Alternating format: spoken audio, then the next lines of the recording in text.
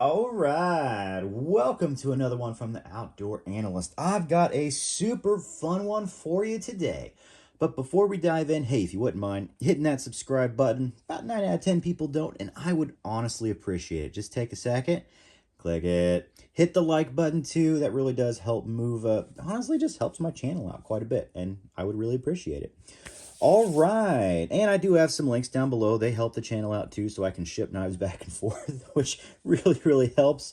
I get a couple pennies on every dollar, which is nice. And essentially, The Heart of the Hunt is a book that I wrote this year, got it published to help people get into hunting, or if you're really just nervous about it, this can really help alleviate a lot of that for you. Just help you dive in, and it's a good read, I think. Okay. What are we talking about today? We're talking about a knife that I absolutely love, the Very Good Knife Company Walkabout. Now, I've had this for a long time. Matter of fact, as you can see, this might not be the exact one that you've seen throughout a lot of my shorts and Instagram videos and stuff like that, because it's different. This is my second one.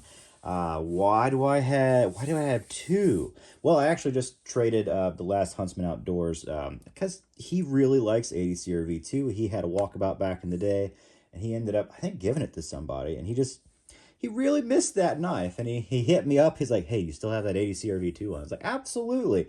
And we did a nice trade. I'm getting some cool stuff in soon. I'll definitely show that. It's going to be fun.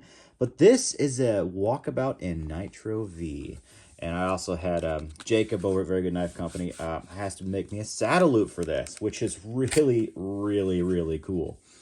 Now, 80 CRV2 is a great steel. I love it. Nitro V, basically, in my mind, is just like a stainless version of it. Super tough, maybe a slight bit less tough, but honestly, the stainlessness is what I really wanted. So, this is the Nitro V version.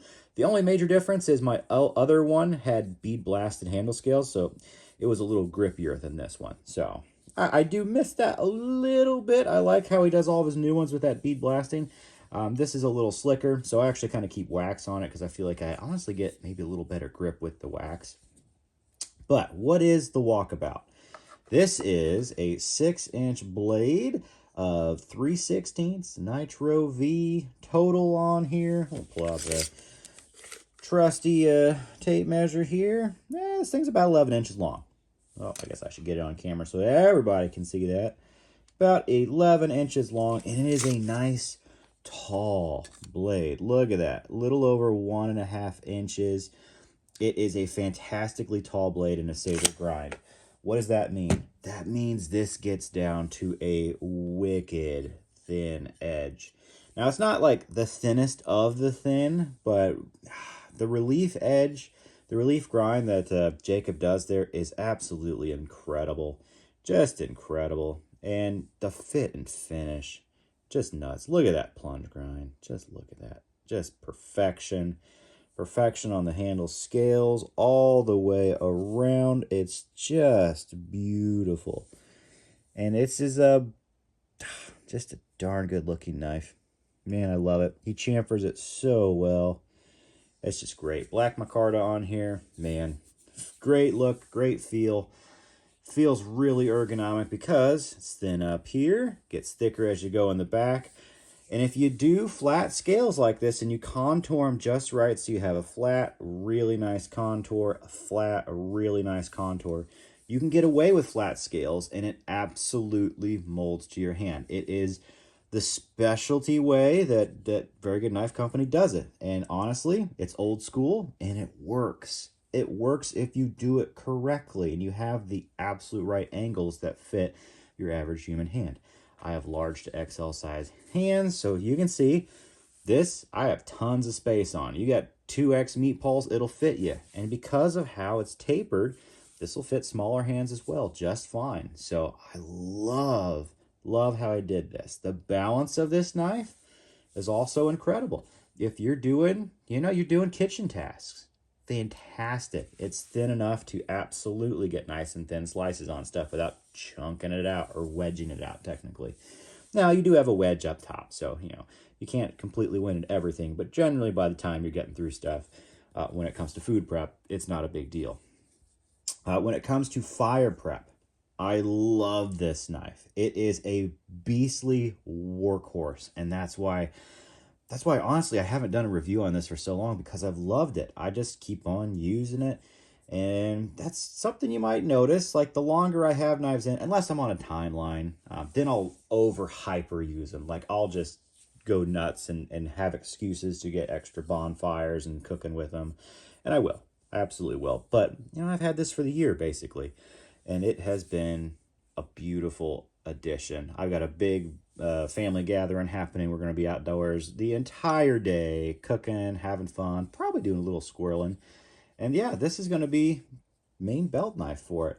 Really excited. I love the Kydex on here. This is an incredibly tight-fitting Kydex. It has zero wiggle in any way, shape, or form. No noise. And with this sweet belt loop on here, it's quiet. It looks incredible. Has a great thumb ramp. And it is stiff. I need to use it a little bit more, honestly. And maybe heat it up and I don't know. I like how the edge retention is, not the edge, but I love the retention. It's tough. It just makes it so quiet and good. Not changing a darn thing. Even though it's a pain to get out sometimes, I'm not changing it. You do have a 90-degree spine on here. I only usually do that for fluff. I don't care about fire steels in any way, shape, or form. Why? Because I'm always going to roll with a torch or a little Bic. I always have a little miniature Bic in basically every bag that I have. So, it's an easy way to start fires.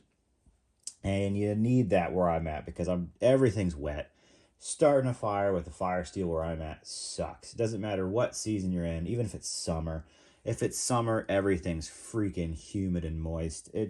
We don't win. We have all 4 seasons, but we have them so freaking hard. It's just kind of nuts.